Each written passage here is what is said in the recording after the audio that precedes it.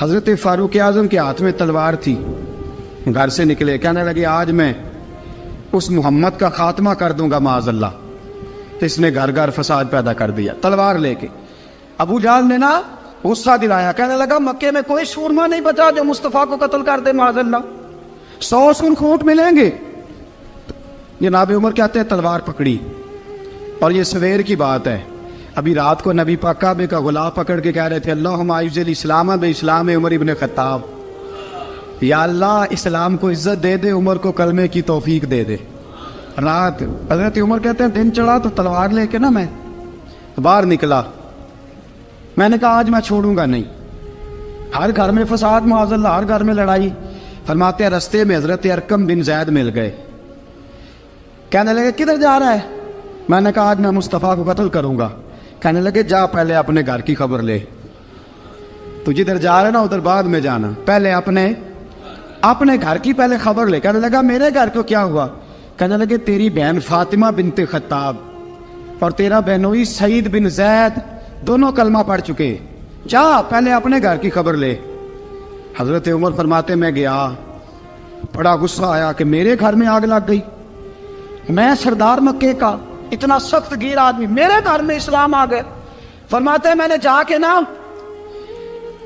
اپنی بہن کے گھر کی طرف رخ کیا، دروازے پہ پہنچا تو میں نے سنا اندر سے آواز آ رہی ہے، قرآن پڑھنے کی آواز آ رہی، قرآن پڑھنے کی۔ فرماتے ہیں میں نے دروازے پہ دستک دی، اندر سے آواز آئی کون ہے دروازے پہ؟ میں نے کہا عمر ابن خطاب۔ فرماتے ہیں کہ میرے بہنوئی نے کہا کہ فاطمہ تیرا بھائی بڑا سخت ہے۔ فرماتے ہیں میری بہن نے جلدی سے قرآن کے صفحے لپیٹ کے اوپر رکھ دیے، میرے بھائی جو تھے وہ میرے بہنوئی ایک دروازے کے پیچھے چھپ گئے۔ فرماتے ہیں میری بہن سامنے کھڑی ہے، پیار بھی بڑا تھا، میں نے جاتے ہی کہا کیا کر رہی تھی؟ توجہ ہے آپ کی؟ غلامان محمد جان دینے سے نہیں ڈرتے، یہ سر کٹ جائے یا رہ جائے کچھ پرواہ نہیں کرتے۔ ہمیں لگے کیا کر رہی تھی؟ حضرت فاطمہ خاموش ہے۔ عمر کہتا ہے میں نے ڈانٹ کے، بولتی کیوں نہیں، کیا کر رہی تھی؟ میں نے کہا قرآن پڑھ رہی تھی، قرآن پڑھ رہی تھی۔ کہا تجھے پتا نہیں، تجھے میرا پتا نہیں؟ فرمایا سارا ہی پتا ہے۔ کہا تو جانتی نہیں لات و منات کو برا کہتے ہیں؟ فرمایا وہ بات کی باتیں تھی، وہ جاننے نہ جاننے کی باتیں۔ دوستو توجہ، حضرت عمر ابن خطاب فرماتے ہیں کہ بہن اس جلال، اس روب، اس اعتماد سے بولتی تھی کہ میں نے ایک تھپڑ مارا بہن کے منہ پہ، میری بہن ادھر جا کے گری۔ فرماتے ہیں کپڑے جھاڑ کے کھڑی ہوئی، کہنے لگی عمر ایک تھپڑ نہیں تو 1000 مار، تو 1000 مار، لیکن یہ امید نہ رکھنا کہ میں قرآن چھوڑ جاؤں گی، یہ امید نہ رکھنا میں قرآن چھوڑ جاؤں گی۔ فرماتے ہیں کہ میرے ہاتھ میں تلوار تھی، میں نے دستے کی طرف سے نا، دستے کی سائڈ سے تلوار بہن کو ماری زور زور سے، سر سے خون نکل آیا۔ فرمایا میں اپنے بہنوئی کی بڑی عزت کرتا تھا، میرا بہنوئی پردے سے نکلا بیوی کو بچانے، میں نے زور زور سے 2 تلوار کی پشتیں اس کے سر پہ بھی ماری، خون نکلا، پھر میری بہن آگے ہوئی، پھر مارا۔ واتے جب خون نکلا نا بہن کا، تو میری بہن نے اپنا خون اپنے ہاتھ پہ لگا کے کہا عمر جس ماں باپ کا خون تیری رگوں میں ہے اس کا میری رگوں میں بھی ہے، اسی کا خون میری رگوں میں بھی ہے۔ فرمایا عمر جس باپ کی پشت سے تو ہے میں بھی اسی باپ کی پشت سے ہوں، جس ماں کی چھاتیوں سے دودھ تو نے پیا ہے میں نے بھی اسی ماں کی چھاتیوں سے دودھ۔ توجہ ہے آپ کی؟ میری بات سمجھ میں آ رہی ہے؟ سنیں بات، رسول اکرم صلی اللہ تعالی علیہ وسلم نے فرمایا، حضرت عمر رضی اللہ تعالیٰ عنہ فرماتے ہیں نبی پاک پہ نازل قرآن سنا تو جب میری بہن نے اس سے جلال کے ساتھ بات کی نا کہ عمر میں بھی اسی باپ کی بیٹی ہوں، میں بھی اسی باپ کی بیٹی ہوں، میں بھی اسی قبیلے کی ہوں، خبردار تو ترشرو ہو کے گالی 1000 دے، یہ وہ نشہ نہیں جسے ترشی اتار دے۔ فرمایا تو چارہ کر، ٹیل لگا، لیکن تو مجھے اسلام سے ہٹا سکتا؟ حضرت عمر فرماتے ہیں بہن کا جلال دیکھا تو میں ٹھنڈا ہو گیا، بہن کا جلال دیکھا تو میں نے کہا اچھا مجھے دکھاؤ کیا پڑھ رہی تھی، مجھے دکھاؤ ذرا کیا پڑھ رہی تھی۔ فرماتے ہیں میری بہن کہنے لگی تو کافر ہے، انما المشرکون نجس، جا پہلے وضو کر کے آ، جا غسل کر کے آ، جا پہلے نئے کپڑے دھلے ہوئے پہن کے آ، پہلے تیار ہو کے آ۔ حضرت عمر فرماتے ہیں میں تیار ہو کے آیا، میری بہن نے جھولی میں صفحے رکھے، قرآن پڑھے بہن، سنے بھائی، اللہ تقدیر بدل دیتا ہے۔ قرآن پڑھے بہن اور سنے بھائی،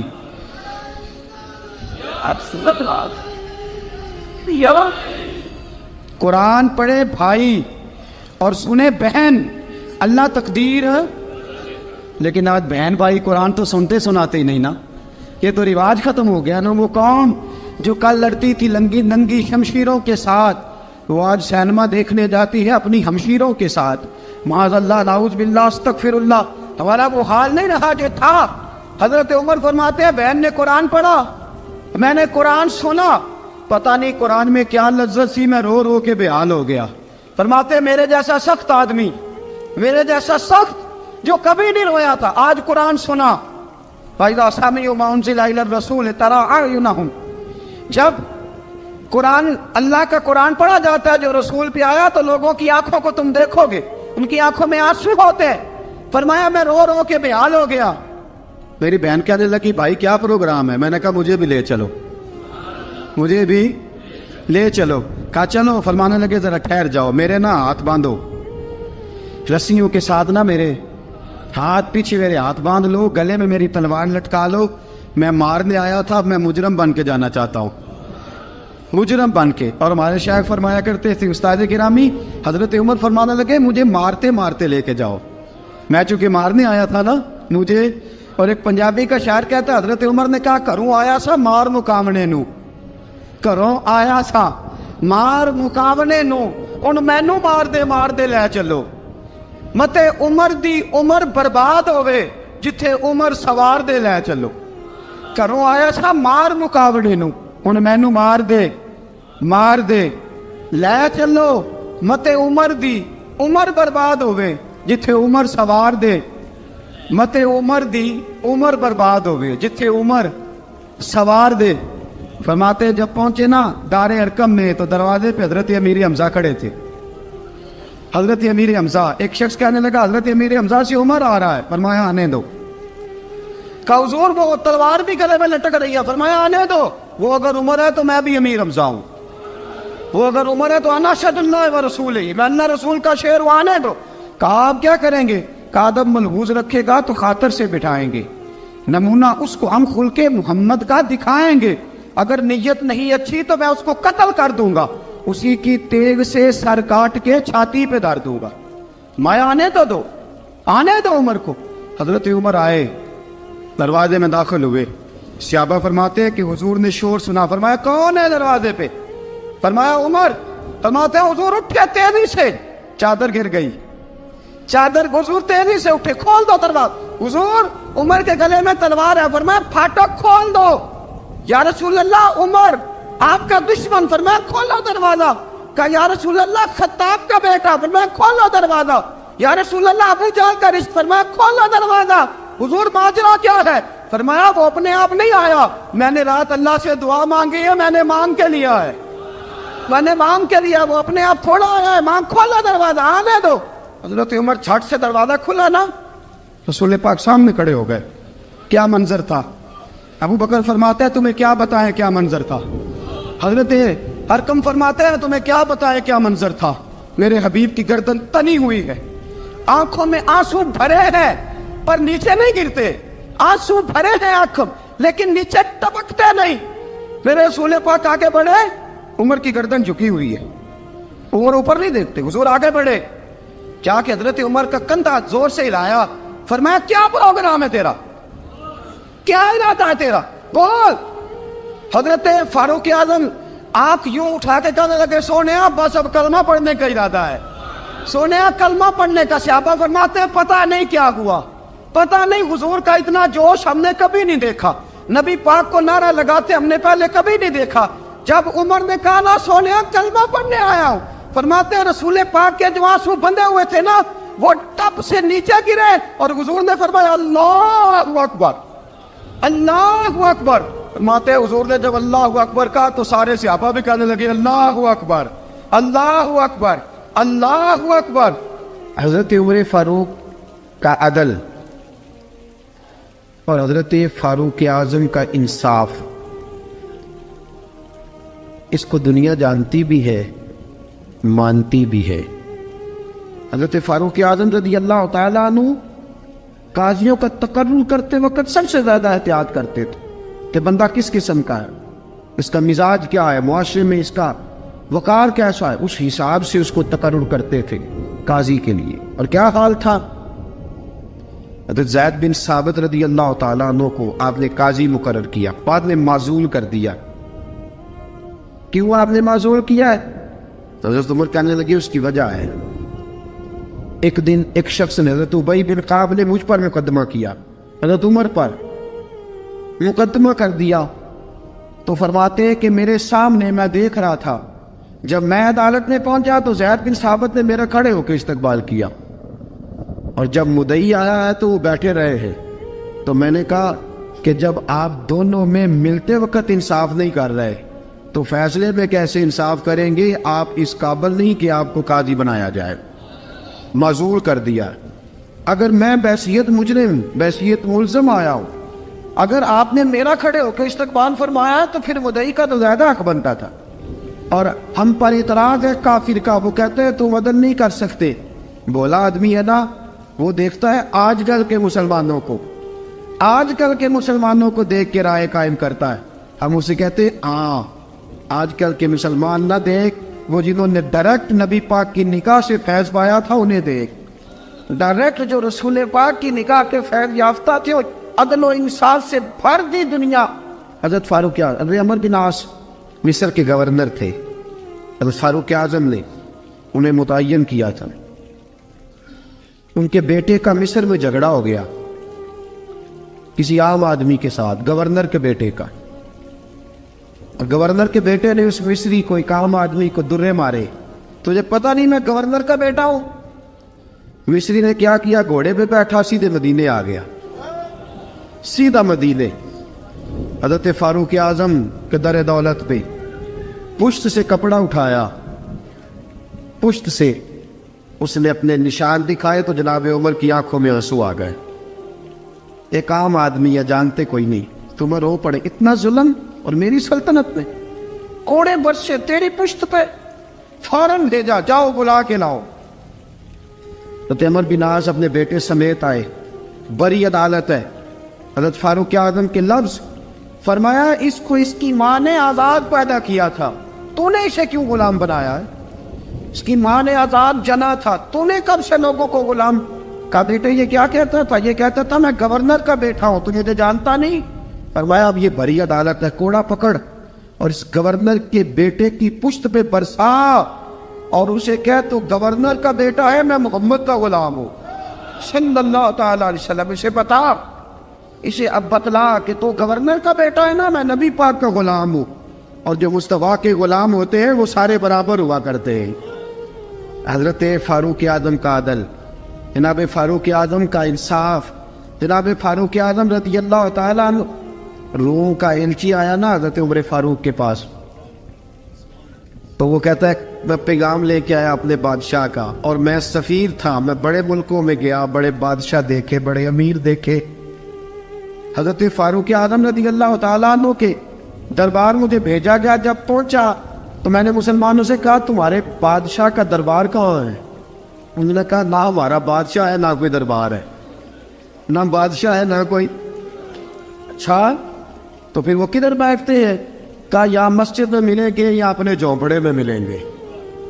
تو کہا تمہارا بادشاہ بھی کوئی نہیں؟ کہا بادشاہ نہیں، ہم مومن ہیں، ہمارا ایک امیر ہے جسے امیر المومنین کہا جاتا ہے۔ وہ شخص کہتا ہے میں مسجد گیا، میں نے کہا عمر کدھر ہے؟ انہوں نے کہا جی ابھی نکلے تھے، ادھر ہی ہوں گے۔ میں نے کہا یہ کیسا بادشاہ ہے؟ کوئی کہتا ادھر ہوں گے، کوئی کہتا ادھر ہوں گے۔ یہاں تو صوبائی وزیر صاحب سڑک سے گزرے تو سارے روڈ 3 گھنٹے بلاک رہتے ہیں، اور یہ کیا چکر ہے کہ لاکھوں مربع میل کا حکمران، کوئی کہتا اس گلی میں گیا، کوئی کہتا اس گلی میں گیا، یہ کیسا بادشاہ ہے؟ کدھر ہے عمر؟ انہوں نے کہا یہی تھا۔ دوسرے سے پوچھتا جو وہ باغ کی طرف گئے، باغ میں گئے تو وہ ایلچی کہتا ہے میں نے باغ والے سے پوچھا کہ یہاں تمہارا امیر کدھر ہے؟ انہوں نے کہا وہ درخت دیکھ رہے ہو؟ کہا حضرت دیکھ رہا ہوں۔ اس درخت کے نیچے وہ ایک شخص جو سویا ہوا ہے نا، مٹی کا ڈھیلا سرہانہ بنا کے، وہ درخت کے نیچے مٹی کے ڈھیلے کا سرہانہ بنا کے جو بندہ سویا ہے وہی ہمارا امیر ہے، وہ سامنے۔ حضرت سیدنا عمر فاروق کے پاس وہ بندہ جا کے کھڑا ہو گیا. وہ کہتا ہے کہ پسینہ گر گر کے نا مٹی کے ڈھیلے پہ گارا بنا رہا تھا. پسینہ گر گر کے مٹی کا ڈھیلا, وہ تر تھا. حضرت فاروق اعظم سو رہے تھے. کہنے لگا میں بیسیوں اور درجنوں بادشاہوں کو دیکھ چکا تھا جن کی آگے 10 گن. حضرت عمر کی آنکھ کھلی, تامت سے بیٹی اٹھ کے بیٹھ گئے. کدھر آیا ہے؟ کہنے لگا حضرت جی آیا تو کسی اور کام تھا, آیا تو کسی, لیکن اب کام کوئی اور بن گیا ہے. آپ نے فرمایا اب کیا کام بنا ہے؟ کہنے لگا میرا کام یہ بنا ہے کہ میرا بھی دل کیا میں بھی کلمہ پڑھوں اور نبی پاک کا غلام بن جائے. یہ کام بن گیا. اور ساتھیوں بس مدینے میں وہ دن بڑا عجیب تھا جب سیدنا فاروق اعظم کے بیٹے کا معاملہ آ گیا. آج 60 سال کا بوڑھا عمر, ابو شامہ حضرت عمر کے صاحبزادے, یہودیوں نے سازش کر کے انہیں نبیذ پلا دی. نبیذ جائز تھی, نبیذ کیا کہ شراب پلا دی. پھر مقدمہ قائم ہوا. کہا اب پتہ چلتا ہے عمر کتنا عدل کرتا ہے. سیدنا فاروق اعظم کے پاس گواہ آئے. صاحبزادہ اندر کھانا کھا رہا تھا. فاروق اعظم نے گریبان سے پکڑا, کھینچ کے لائے. فرمایا ابو شامہ چل, تو نے شراب پی ہے, تجھے کوڑے مارے جائیں گے, تیرے لیے 100 یا 80 کوڑوں کی سزا تیاری کر لے. ابو شامہ کہتے ہیں کہ ابا جی انہوں نے نبیذ تئی تھی, شراب پلا دی. فرمایا تو نے پی کیوں؟ تو نے پی کیوں؟ بڑے بزم میں بار شیر مسجد نبوی کا فاروق اعظم. اولاد تو بزدل کر دیتی ہے نا بندے کو, اولاد تو کمزور کر دیتی ہے. آج مدینے نے عجیب ماجرا دیکھا. حضرت فاروق اعظم کی زوجہ روتی ہوئی آئی, کہنے لگی حضرت جی میرا لخت جگر ہے, ایک ایک کوڑے کے بدلے پیدل حج کروں گی, ایک ایک کوڑے کے بدلے صدقہ اور خیرات کروں گی. میرا بیٹا غلطی کر بیٹھا ہے, یہ کام نہ کرے. آپ نے فرمایا تو مجھے کہتی ہے میں یہ کام نہ کروں؟ تیرے حج اور تیرے کوڑے کیا کرتے, تیرے حج اور صدقے کیا کرتے ہیں؟ کوڑے لگانا میرے مصطفیٰ کی شریعت کا قانون ہے. تو بیٹے کی بات کرتی ہے, عمر کا اپنا معاملہ بھی ہوتا تو عمر یہی سلوک کرتا. لوگوں نے کہا حضرت جی آپ تھوڑی دیر, ابھی ان کی والدہ پریشان ہے, گھر میں پریشانی, حضرت ٹھہر جائے, کل پرسوں ترسوں سزا دے لیجیے گا. فرمایا تمہیں یاد نہیں جب مدینے کی ایک بی پی نے چوری کر لی تھی اور میرے مصطفیٰ کی بارگاہ میں کہا گیا تھا حضور ذرا ٹھہر جائے, سزا نہ دے, تو حضور نے فرمایا تھا اگر فاطمہ بھی چوری کرتی تو ہاتھ کاٹ دیتا.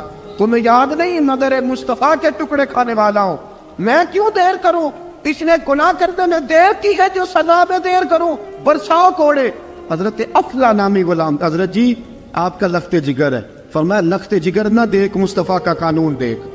میرا بیٹا نہ دیکھ, مصطفیٰ کے قانون کا قیام ضروری ہے. اگر علی بیٹے کی قربانی دے سکتا ہے, اگر لوگ فاطمہ کے بیٹے کی قربانی یاد رکھیں گے تو تاریخ کبھی بھی عمر کے بیٹے کی قربانی نہیں بھولے گی. فرمایا غلطی سے ہو گیا یا جیسے بھی, اسے خیال کرنا چاہیے تھا. کوڑے لگاؤ. 80 کوڑے لگے تو بیٹے کی روح پرواز کر گئی. جب جوان بیٹا کسی کا, کوثر نیازی نے کہا تھا باپ کا جنازہ اٹھانا بڑا آسان پر بیٹوں کے جنازے اٹھانے بڑے مشکل ہیں. جب فاروق اعظم کا بیٹے کا انتقال ہوا, بیٹے نے آنکھیں کھولی, باپ کی طرف دیکھا تو سیدنا فاروق اعظم عدل و انصاف 2 آنسو آنکھوں میں آئے. کہ بیٹا حضور سے جا کے کہنا کہ عمر نے بیٹا نہیں دیکھا, کا تیرا قانون دیکھ, جا کے حضور سے میرا پیغام دینا. حضرت ابو شامہ رضی اللہ تعالیٰ عنہ وصال کر گئے. تاریخ کیسے کیسے منظر ازالت الخلفاء شاہ ولی اللہ کی بطور والا پیش کرو. حضرت ابو شامہ کا وصال ہو گیا, 20 کوڑے باقی تھے.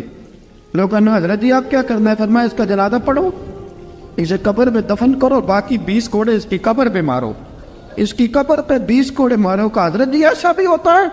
فرمایا اس لیے ایسا ہوتا ہے کہ یہ میرے مصطفیٰ کا قانون ہے, میری اولاد کا معاملہ ہے تو میں درگزر کروں. فرمایا مارو کوڑے. حضرت سیدنا حذیفہ بن یمان فرماتے فاروق اعظم بیٹے کی قبر پہ کھڑے تھے, داڑھی آنسوؤں سے بھری ہوئی تھی. میں دوڑا ہوا آیا, میں نے کہا عمر نہ رو, آج خواب رات تیرے بیٹے کا جنازہ تھا, جنازہ پڑھ کے سویا ہوں تو خواب میں مجھے رسول پاک کی زیارت نصیب ہوئی ہے.